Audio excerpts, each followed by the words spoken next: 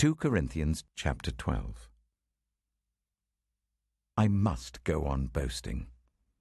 Although there is nothing to be gained, I will go on to visions and revelations from the Lord. I know a man in Christ who 14 years ago was caught up to the third heaven. Whether it was in the body or out of the body, I do not know. God knows. And I know that this man, whether in the body or apart from the body, I do not know, but God knows, was caught up to paradise and heard inexpressible things, things that no one is permitted to tell. I will boast about a man like that. But I will not boast about myself, except about my weaknesses. Even if I should choose to boast, I would not be a fool, because I would be speaking the truth. But I refrain, so no one will think more of me than is warranted by what I do or say, or because of these surpassingly great revelations. Therefore, in order to keep me from becoming conceited, I was given a thorn in my flesh, a messenger of Satan, to torment me. 3 times I pleaded with the Lord to take it away from me.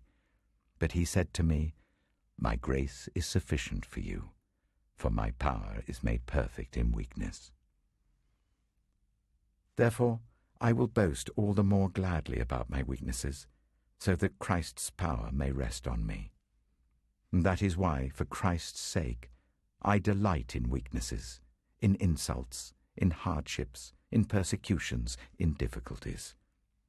For when I am weak, then I am strong. I have made a fool of myself, but you drove me to it. I ought to have been commended by you, for I am not in the least inferior to the super-apostles, even though I am nothing. I persevered in demonstrating among you the marks of a true apostle, including signs, wonders, and miracles. How were you inferior to the other churches, except that I was never a burden to you? Forgive me this wrong.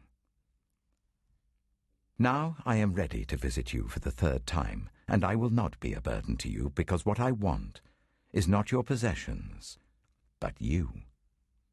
After all, children should not have to save up for their parents, but parents for their children.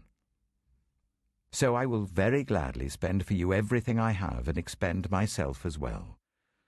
If I love you more, will you love me less? Be that as it may, I have not been a burden to you. Yet, crafty fellow that I am, I caught you by trickery. Did I exploit you through any of the men I sent to you? I urged Titus to go to you, and I sent our brother with him. Titus did not exploit you, did he? Did we not walk in the same footsteps by the same Spirit? Have you been thinking all along that we have been defending ourselves to you? We have been speaking in the sight of God as those in Christ. And everything we do, dear friends, is for your strengthening.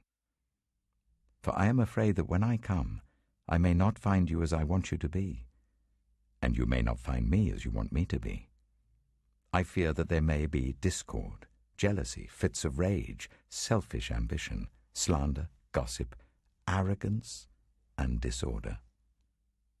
I am afraid that when I come again, my God will humble me before you, and I will be grieved over many who have sinned earlier and have not repented of the impurity, sexual sin, and debauchery in which they have indulged.